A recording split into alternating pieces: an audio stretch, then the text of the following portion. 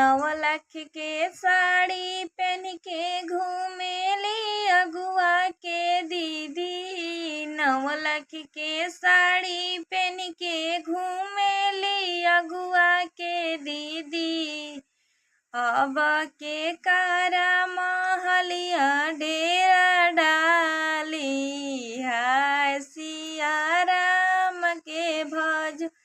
अब के कारा महलिया डेरा डाली, हाय सिया राम के भजो। अपना महलिया से निकले ले कवन रसिया, अपना महलिया से निकले ले कवन रसिया। अब हमारा महलिया डेरा डाल, हाय सिया राम के भजो। अब